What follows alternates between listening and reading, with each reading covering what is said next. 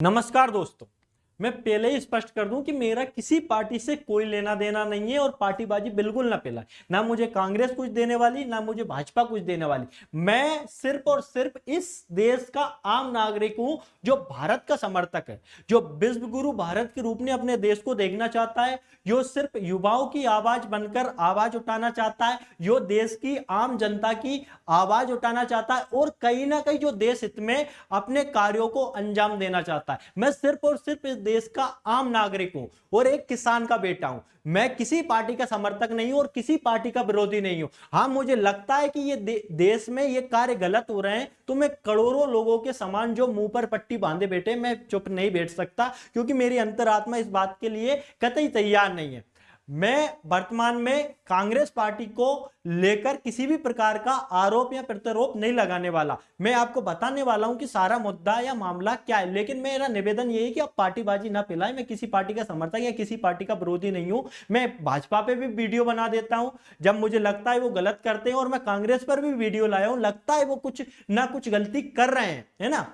तो भैया, कांग्रेस जैसी पार्टी अगर इस देश में उसके अस्तित्व को लेकर खतरा बना हुआ है, कहीं ना कहीं वो अपने लड़खड़ाते हुई जा रही है, खत्म नहीं होने वाली। कांग्रेस जैसी महान पार्टी खत्म कैसे हो सकती है, जैसे 1885 में स्थापना की गई हो, महात्मा गांधी जिसके सदस्य रहे हो, सुभाष चंद्र बोस, जवाहरलाल नेहरू, लाल बहादुर शास्त्री जैसे महान नेता जिस पार्टी में रहे हो, और आने वाले समय में वो खत्म कैसे होती? बिल्कुल खत्म नहीं हो सकती। कोई भी पार्टी खत्म नहीं होती। बाकी ये है कि कांग्रेस पार्टी अपने निम्नतर स्तर पर पहुंच गई। अगर इससे नीचे जाएगी ना, तो कहीं ना कहीं फिर खत्म की श्रेणी में आ जाएगी। अगर आने वाला लोकसभा चुनाव में अपनी मजबूती ना बताई, अपनी ताकत सही से ना बताई, और लोगों को जो उसकी पार्टी में अच्छे नेता हैं उनकी कदर ना की गई, और वो नेता पार्टी छोड़कर जाते रहे, तो कहीं ना कहीं फिर राहुल गांधी अकेले अपनी पार्टी को मजबूत नहीं कर सकते। मैं ये नहीं कहता कि राहुल गांधी की छवि पहले जैसी रह गई, नहीं रह गई। राहुल गांधी ने अपनी छवि को बहुत अच्छा सुधारा है, बहुत अच्छा मेंटेन किया है,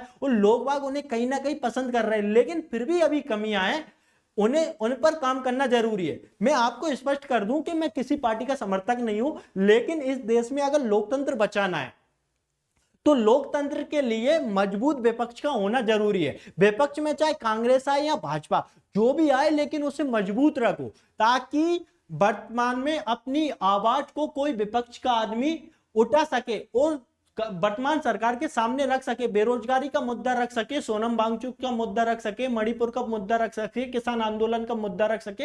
ये तभी संभव है जब विपक्ष मजबूत होगा। लेकिन विपक्ष इस तरह मजबूत होगा, मुझे ये पता नहीं है। ये आप सब जानते होंगे, ये अपने हैं गौरव वल्लभ जी हैं, जो बहुत ही फेमस प्रवक्ता के रूप में जाने जाते हैं। 2017-18 में इन्होंने कांग्रेस पार्टी ज्वाइन की थी। इसके बाद इन्होंने एक डिबेट में संबित पात्रा से पूछा था कि आप बताओ ट्रिलियन में कितने जीरो होते। संबित पात्रा के हक्के वक्के रह गए थे, पसीना छूट गया था और बोलती बंद कर दी थी। संबित पात्रा जैसे इंसान की अगर कोई बोलती बंद कर रहा है, मतलब वो दिमागदार इंसान है, और वो कहीं ना कहीं ये प्रोफेसर रह चुके हैं, इकोनॉमिक्स के प्रोफेसर रहे, तो इन्हें कहीं ना कहीं दिमागदार है और कहीं ना कहीं इकोनॉमिक्स की समझ है, तो अच्छे मुद्दे उठाते हैं। लेकिन इन्होंने वर्तमान में कांग्रेस छोड़ दी। कांग्रेस छोड़कर इन्होंने, मैं कुछ नहीं बोल रहा हूं, आज सिर्फ इनका लेटर बोलेगा जो है, इन्होंने लेटर लिखा है। वो लेटर में ये तमाम शिकायतें की है मल्लिकार्जुन खड़गे को लिखते हुए। इन्होंने पहली शिकायत ये की है कि मैं एक सनातनी हूं और मैं एंटी सनातनी नहीं हो सकता। इन्होंने इसलिए बोला है कि अभी आप पता है राम मंदिर उद्घाटन हुआ था, कांग्रेस को भी निमंत्रण मिला था, लेकिन राहुल गांधी जी राम मंदिर में जाने की बजाय बाहर जाकर भाषणबाजी कर रहे थे, कहीं ना कहीं वो भाषण दे रहे थे। आपको ऐसा नहीं करना चाहिए। आप पूरा देश सनातनी है, हिंदू है, यहाँ हिंदू मुस्लिम कुछ नहीं है, लेकिन यहाँ राम का स्वागत सब करना चाहते हैं। 500 साल पहले जिन राम जी को स्थान नहीं मिला, 500 साल बाद अगर उन्हें स्थान मिला है, तो उनके दर्शन करने जाना चाहिए। आप किसी भी धर्म से या मजहब से हो, ये मायने नहीं रखता, लेकिन आप मंदिर नहीं गए यार। वहां पर मंदिर जाकर आप निमंत्रण मिला था, तो आप बिल्कुल जाना चाहिए। ये इनकी शिकायत है कि आप बिल्कुल, आप ये साबित करना था कि मैं भी सनातनी विरोधी नहीं हूं, मैं भी सनातन का समर्थक हूं।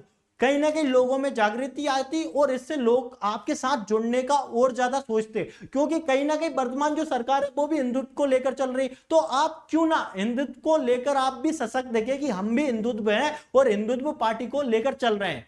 दूसरा इनका मुद्दा है युवाओं के आइडिया को सराहना नहीं मिलती, या जो रचनात्मक आइडिया होते हैं उनकी सराहना नहीं मिलती। जैसे कि इन्होंने बोला है, इन्होंने ये बोला है कि कांग्रेस सिर्फ सीमित हो गई, 2-4 लोगों तक सीमित हो गई, और फिर बाकी के जो मेन मेन लीडर है, जैसे गांधी परिवार के अलावा बाकी के जो लीडर है उनकी कोई अहमियत नहीं है, उनकी आइडियाओं को लेकर कोई मतलब उनकी आइडियाओं की कोई सराहना नहीं है, उन लोगों के कोई आइडियाओं की वो दरकिनार कर देते हैं, उनके आइडिया को सुना नहीं जाता। तो कहीं ना कहीं इन्होंने ये इल्जाम लगाए। तीसरी इल्जाम ये लगाए कि इन्होंने कांग्रेस कभी भी ग्राउंड पर जाकर कायम नहीं करती। अभी वर्तमान में राहुल गांधी जी ने अच्छा काम किया है, जैसे कि भारत जोड़ो यात्रा, भारत जोड़ो न्याय यात्रा, लेकिन इससे पहले कभी काम नहीं किया। लेकिन इसके बाद आप अगर 1 महीने में क्या कर लोगे यार लोगों से मिलकर, अभी आप चल रहे हो। लेकिन इन्होंने कहीं ना कहीं आप मुद्दे भी ऐसे उठाते हो जहां सिर्फ भाजपा की क्रिटिसाइज नजर करते आते हो। मुद्दे उठाना चाहिए, आपको किसी एक मुद्दे पे डटे रहना चाहिए। इन्होंने ये इल्जाम लगाया आप लोगों से संवाद करो, आप लोगों से संवाद ही नहीं करते।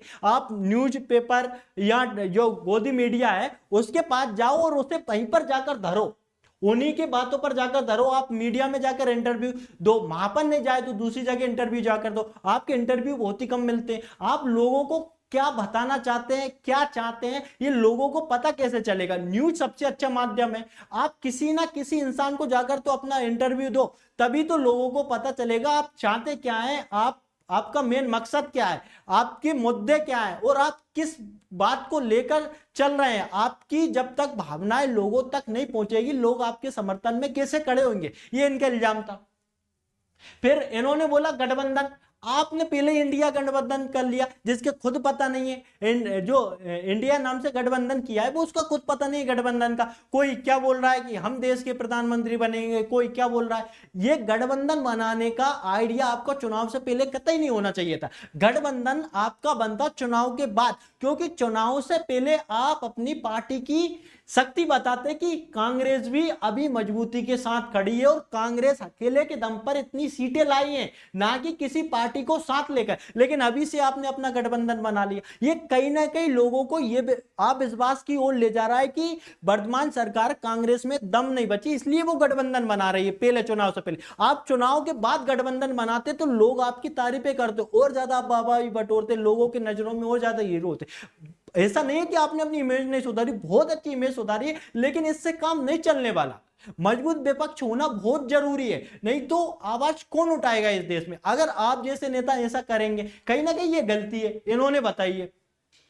दूसरी बात है जाति आधारित जनगणना। आप अपने मैनिफेस्टो में ये लिख रहे हो कि जाति आधारित जनगणना करेंगे अगर हम आ गए तो। क्या डॉक्टर भीमराव अंबेडकर के संविधान में कोई कमी रह गई थी? क्या उन्होंने वो जाति नहीं बांट सकते थे? वो अलग अलग जातियों में देश को बांट सकते थे, लेकिन उन्होंने नहीं बांटा। उन्होंने देश की एकता और अखंडता को बनाए रखने का काम किया। आप तो ऐसे जाति आधारित जनगणना करके क्या करोगे? इस देश को पहले ही भाषाई आधार पर बांटकर बहुत से राज्य बनते जा रहे हैं, लगातार राज्यों की मांग चल रही। अगर जाति आधारित जनगणना हो गई तो इस देश में छोटे छोटे राज्य नजर आएंगे, और फिर छोटे छोटे राज्यों में कितना वो चलेगा, कंट्रोवर्स होगा, दुनिया भर की फालतू चीजें फैलेंगी, फिर उसके लिए जिम्मेदार कहीं होगा। तो ये जाति आधारित जनगणना करने का आपका इरादा कहीं ना कहीं सही नहीं बैठता। ये इनके अकॉर्डिंग, मेरा कुछ नहीं है, मैं बिल्कुल नहीं बोल रहा हूं, अपने अकॉर्डिंग कुछ नहीं बोल रहा हूं, लेकिन ये इनका कहना है। आप ये देख सकते हो, इनने ये भाई साहब ने, वल्लभ भाई साहब ने कांग्रेस छोड़ दी, अभी विजेंद्र ने कांग्रेस छोड़ दी। इन्होंने बोला कि मुझे याद आया कि मैं गलत पार्टी में हूं, और फिर अगले दिन इन्होंने वो भाजपा ज्वाइन कर ली। तो कहीं ना कहीं दिक्कत है यार, आपके अच्छे नेता, इससे पहले अभी संजय निरूपम ने कांग्रेस छोड़ दी। अगर अच्छे अच्छे नेता जो 15 साल से आपके साथ काम कर रहा है, वो अगर नेता अगर आपकी पार्टी को छोड़कर जा रहा है, कि आप गिने चुने 2-4 लोग कांग्रेस पार्टी को चला सकते हैं। विपक्ष को देखो, विपक्ष में सिर्फ मोदी का चेहरा नहीं है, इसके अलावा बहुत सारे चेहरे, अमित शाह है, अरुण जेटली है, सुषमा स्वराज, स्मृति ईरानी, बहुत सारे ऐसे चेहरे हैं जो वर्तमान में अच्छे से मुद्दे उठाते हैं और कहीं ना कहीं कट्टावर चेहरे। आपके जो अच्छे नेता हैं वो आपके सामने आते नहीं, वो तो कहीं ना कहीं बैकबट पे खेल रहे हैं। उन्हें भी तो सामने लाओ, उनकी भी तो लोगों को इमेज दिखाओ कि हमारे पास नेता है, लेकिन ऐसा बिल्कुल नहीं है। ये मल्लिकार्जुन खड़गे जी हैं जो कांग्रेस के अध्यक्ष बन चुके हैं, लेकिन मैं ये कहता हूं भैया, इन्हें बनाने से अच्छा शशि थरूर को बनाने में क्या दिक्कत थी? शशि थरूर को लोग जानते हैं और अपने मुद्दे अच्छे उठाते हैं। मल्लिकार्जुन खड़गे को बना दिया आपने, जिनकी आवाज कोई नहीं सुनना चाहता, जिनको कोई पसंद नहीं कर रहा है वर्तमान में, क्या मुद्दे उठाते हैं, क्या बोलते हैं, वो खुद ही नहीं समझ पाते। लेकिन मैं ये नहीं कहता कि बहुत बड़े, बिल्कुल आपने गलत कर दिया, मैं बिल्कुल इल्जाम नहीं लगा रहा हूं। मेरा कहने का ये मतलब है कि आपके पास जब अच्छे बेहतरीन ऑप्शन हो सकते हैं तो बेहतरीन ऑप्शन क्यों नहीं लाते आप? शशि थरूर को बनाते आप, क्यों ना? शशि थरूर जब आते, कितने अच्छे नेता है, अगर वो आवाज उठाते तो कहीं ना कहीं इस देश की आम जनता को, और दक्षिण भारत भी आपसे बहुत अच्छे से जुड़ता उनके साथ। उनकी छवि बहुत अच्छी है, लोग उनसे जुड़ना चाहते हैं, उनकी बातें सुनना चाहते हैं। आज का युवा शशि थरूर की किताबें पढ़ना चाहता है, उनकी स्पीच सुनना चाहता है, और उनको लेकर युवा आगे बढ़ना चाहता है। लेकिन आपने ऐसा नहीं किया, ये कहीं ना कहीं गलती है। सचिन पायलट जैसे नेता, इनको आप नजर ही नहीं आ रहा है, कहां गए कहां नहीं गए। राजस्थान में भी इन्होंने अपने बैकवर्ड में ऐसा कहलवाया था कि ये भी चले गए होते। लेकिन इन नेताओं को सम्मान करो यार, ये बेहतरीन नेता है। ये देखो कन्हैया कुमार जैसे महान नेताओं को आप सम्मान करो, इन्हें आगे लाओ, चुनाव प्रचार में साथ में रखो, ऐसे लोगों को स्टार प्रचारक बनाओ, ताकि ये लोग इस देश की आम जनता की आवाज बन सके। कन्हैया कुमार को कौन नहीं जानता, देश ही नहीं विदेश तक जानते हैं, अच्छे मुद्दे उठाते हैं, अच्छी बात करते हैं, अपने आप को इन्होंने प्रूव किया है कि मैं अच्छा नेता हूं। ज्योतिराज सिंधिया को देख लो, ज्योतिराज सिंधिया जहां कांग्रेस थी उस समय ये नेता थे, अच्छे नेता थे, और सब लोग इन्हें पसंद कर रहे थे। लेकिन क्या वजह थी कि इन्होंने कांग्रेस छोड़कर दूसरी पार्टी में चले गए? कितने अच्छे नेता थे इनकी, हालांकि छोड़ो अब भाजपा में क्या स्थिति है वो छोड़ो, लेकिन कांग्रेस में जब थे इनके एक अच्छे नेता थे और लोगों को प्रिय नेता थे। और आने वाले समय में कहीं ना कहीं ये मध्य प्रदेश के मुख्यमंत्री के उम्मीदवार भी होते और लोग इन्हें मुख्यमंत्री भी बनाते। लेकिन आपकी रणनीतियां ऐसी हुई, जहां राजस्थान, मध्य प्रदेश और छत्तीसगढ़ में जहां कांग्रेस आनी थी वह कांग्रेस ही नहीं आई। अरे ऐसा क्या हुआ, जब पूरी तरह से लहर चल रही थी, सब कुछ हो रहा था, फिर भी कांग्रेस नहीं आई? आपने कभी इस पर विचार किया है? अगर इतनी लहर के बाद इन राज्यों में कांग्रेस नहीं आई, तो फिर लोकसभा चुनाव में विपक्ष कैसे मजबूत हो सकता है? कैसे उम्मीदें जताई जा सकती हैं कि विपक्ष को अच्छी खासी सीटें मिलेंगी और अकेले कांग्रेस अच्छे विपक्ष के नेता के रूप में सामने आएंगे? आप कमलनाथ जी को ले लो, जो मध्य प्रदेश के सीएम उम्मीदवार थे, लेकिन इन पे पता नहीं क्या क्या जादू कर दिया था, क्या हो गया था, कौन सा ईडी का डर लग गया था इन्हें। हालांकि ईडी का डर सबको है, लेकिन इन जैसे नेता को अगर ईडी का डर लगने के बाद जो सीएम पद के दावेदार हैं और सीएम बन चुके हैं, वो नेता अगर फिर भाजपा ज्वाइन करने की बोले तो कैसा लगेगा यार? क्या लोग, जनता, मध्य प्रदेश की जनता या कोई भी जनता इन पर अगली बार विश्वास कर पाएगी कि ये तो डर के मारे पार्टी बदलने वाले थे? यार ये कहीं ना कहीं गलत है। बच्चे राहुल जी है ना, वर्तमान में बहुत अच्छे विपक्षी नेता के रूप में उभरकर सामने तो आ रहे हैं और अपनी सशक्ति बता रहे हैं। जिस टाइप से मीडिया वालों ने और दुनिया भर ने उनको पप्पू की इमेज दी थी, वो तो खत्म हो चुकी है। उन्होंने जितना संघर्ष किया है इतना कोई नहीं कर सकता। मैं उन्हें सल्यूट करता हूं और मेरे दिल में उनके लिए बहुत इज्जत है, लेकिन उनके ऊपर कुछ दाग है जो निरंतर उनके साथ चल रहे हैं। आज वर्तमान में इनसे अच्छा विपक्ष में नेता नहीं हो सकता। केजरीवाल जी हो सकते हैं, लेकिन कांग्रेस पार्टी बहुत दावेदार पार्टी है और बहुत बड़ी पार्टी है। तो आम आदमी पार्टी अभी तो आने से रही, क्योंकि आम आदमी पार्टी को आने में और मजबूती करने में बहुत टाइम लगेगा। लेकिन वर्तमान में तो एक ही पार्टी से उम्मीदें है लोगों की, वो है राहुल गांधी जी से। अगर राहुल गांधी जी इतने मजबूत हैं, उससे काम नहीं चलेगा, उससे सीटें नहीं आने वाले, क्योंकि जो लोग अभी समर्थन कर रहे हैं वो वोट भी डालने नहीं जाएंगे। वो सोचेंगे क्या करेंगे यार, एक दो सीटें कम आएंगी, जिससे क्या होगा, भाजपा ही आएगी। सबको पता है कि कौन सी पार्टी आने वाली, इसलिए पता है लोगों को, क्योंकि मजबूत विपक्ष नहीं है यार। कोई भी ऐसा मुद्दा नहीं है आपके ऊपर नेपोटिज्म का लगातार इल्जाम लगता रहता है कि परिवारवाद को आगे बढ़ा, ऐसा नहीं है। समाजवादी पार्टी में अखिलेश यादव बढ़ा रहे हैं, आरजेडी में तेजस्वी यादव, बहुत से नेता हैं जो कहीं ना कहीं परिवारवाद से चलते आ रहे हैं। चलो ठीक है, कोई दिक्कत नहीं हमें परिवारवाद के, क्योंकि आपके अलावा कांग्रेस में बेहतरीन विपक्ष के रूप में नेता नहीं हो सकता, लेकिन बाकी नेताओं का भी सम्मान करो आप। दूसरी चीज है, आप गांधी परिवार से होना अच्छी बात है, आपके लिए पॉजिटिव साइन है। लेकिन दो तीन लोग ही दिखते हैं, आप सोनिया गांधी को ले लो, प्रियंका गांधी को ले लो और राहुल गांधी को ले लो, बाकी नेताएं कहां हैं? मल्लिकार्जुन खड़गे को साथ में ले लिया। बाकी नेताएं कहा, बाकी सचिन पायलट हुए, शशि थरूर हुए, कन्हैया कुमार हुए, ये नेताएं कहा है? ये नेताएं तो बहुत अच्छी छवि के साथ आपके साथ खड़े हुए। कांग्रेस ठोस प्लान नहीं, किसी एक प्लान का आप काम ही नहीं करते। युवाओं का अगर मुद्दा उठाया, बेरोजगारी का मुद्दा उठाया, पेपर लीक का मुद्दा उठाया, उसे इतना ताकत दो, इतना प्रचार करो, इतनी ज्यादा मात्रा में उसका लोगों तक पहुंचाओ, आपकी बात पहुंचाओ कि हाँ ये गलत हो रहा है, इस देश में सही में गलत हो रहा है, लोगों को समझाओ। आप अगर लोगों को समझा नहीं पा रहे हैं और लोगों को नहीं समझा पाएंगे तो कैसे काम चलेगा इस देश में? आप लगातार जैसे भाजपा कांग्रेस का क्रिटिसाइज करती रहती है, लेकिन उसका मुद्दा अलग है, वो अलग टाइप से क्रिटिसाइज करती है, आप भी क्रिटिसाइज करते हो। आप क्रिटिसाइज मत करो भाजपा को, कुछ नहीं होने वाला। आप मुद्दों पर काम करो, आप अपने प्लान पर काम करो, डटे रहो, ये आपके लिए बेहतरीन हो सकता है। दूसरी बात, आपकी जिन राज्यों में पहले सरकार थी, राजस्थान में सरकार थी, मध्य प्रदेश में आपकी सरकार रही, छत्तीसगढ़ में आपकी सरकार रही, वर्तमान में कर्नाटक में आपकी सरकार है, हिमाचल प्रदेश में सरकार आपकी गिरती गिरती बची।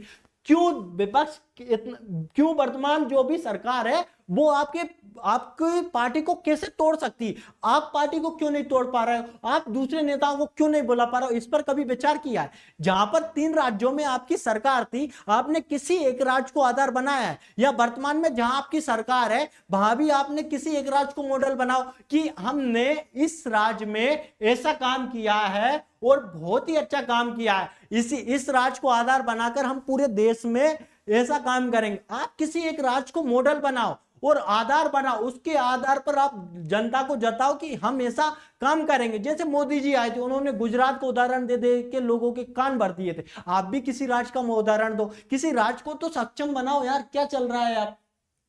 दूसरी बात, बुरा मत मानना, आपके पास गिने चुने 2-3 मुद्दे, अडानी अंबानी, और कुछ समय तो आप ये भी बोलने लगे इस बार राय देखो बाहर नाच रही है, ये कर रहे, ये कोई मुद्दे नहीं है यार राहुल जी। आपको है ना इस देश में मजबूत विपक्ष के रूप में आना चाहिए, और हम चाहते हैं, हम इसलिए नहीं चाहते कि हम किसी आपकी पार्टी के समर्थक, हम बिल्कुल समर्थक नहीं है, हम इसलिए चाहते हैं इस देश में लोकतंत्र बचा रहे।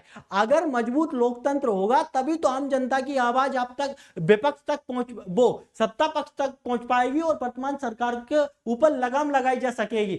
सोनम वांगचुक जैसे महान साइंटिस्ट धरने पर नहीं बैठेंगे, मणिपुर नहीं जलेगा, पेपर लीक नहीं होगा, बहुत सारी देश में घटनाएं नहीं होगी। इसलिए हम चाहते हैं कि मजबूत विपक्षी रूप में आप उभर कर सामने आए और अच्छे मुद्दे उठाएं, बेरोजगारी का मुद्दा उठाएं, सोनम वांगचुक जी का मुद्दा उठाते। आप खुद नहीं गए वहां पर यार, विपक्ष की कहां तक बोले, आप भी तो जाना चाहिए, आप भी सोनम वांगचुक जी से बात करना चाहिए। पेपर लीक पर आप लगातार बात करो, किसान आंदोलन को लेकर लगातार आपने अच्छी बात है, आप बात एमएसपी लाए, दुनिया भर की चीज, लेकिन और बेहतरीन तरीके से अपनी चीजों को प्रस्तुत करने की बात करें। और जनता क्या है, जनता खुद चाहती है कि कोई भी सरकार इतनी मजबूती के साथ ना आए कि देश का बंटाढार हो जाए और देश किसी एक ही पार्टी के हाथ में चला जाए। ऐसा बिल्कुल देश की जनता नहीं चाहती, लेकिन देश की जनता कंफ्यूज है, क्योंकि अपने आप को आपने सिद्ध तो किया है, लेकिन आपने अभी तक अपने आप को इतना सिद्ध नहीं किया ताकि देश की जनता आपको विपक्ष के रूप में या देश के प्रधानमंत्री के रूप में वोट दे सके। मैं नहीं बोल रहा हूं, देश की जनता का सवाल है, क्योंकि ना तो आप सही से कांग्रेस के अध्यक्ष बन पाए, ना आप जब कांग्रेस थी, आपकी सरकार थी, तब आप मंत्री पद में रहकर कहीं काम कर लेते, या आप किसी राज्य के मुख्यमंत्री बनकर यह साबित कर देते कि हम बहुत अच्छा काम कर रहे हैं। वर्तमान में आप सिर्फ एक कांग्रेस पार्टी के स्टार प्रचारक के रूप में सामने मौजूद है। तो मेरा सवाल नहीं, लेकिन जनता आप पर विश्वास करना चाहती है, बिल्कुल करना चाहती है देश की जनता विश्वास, लेकिन मेरा सवाल सिर्फ इतना है कि कैसे करे, कुछ ऐसा चमत्कार करो, ऐसे मुद्दों पर बात करो, कुछ भी करो सर।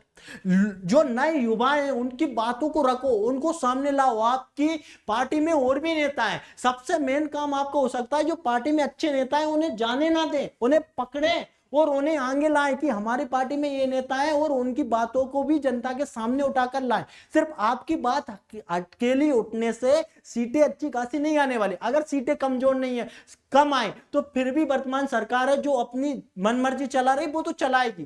किसी भी पार्टी की सरकार आती है वो अपनी मनमर्जी चलाती है। आप इमरजेंसी के समय इंदिरा गांधी जी की सरकार देख लो, चाहे वर्तमान सरकार देख लो, भाई साहब आप अगर अच्छे खासी वोटों से जिताओगे तो वो तो अपनी मनमर्जी चलाएगी, लेकिन विपक्ष को मजबूत होना बहुत जरूरी है। इसलिए राहुल जी आपसे निवेदन है कि आप अच्छे मुद्दों पर काम करें और सशक्त हों और कुछ चमत्कारी रूप से कोई काम करे और खास करके अपनी पार्टी को ना टूटने दे, अपने पार्टी के नेताओं को मजबूती के साथ बनाए रखे, गठबंधन को अब बनाए लिया तो उसे भी साथ में ले और अच्छे मुद्दों के साथ आगे बढ़े।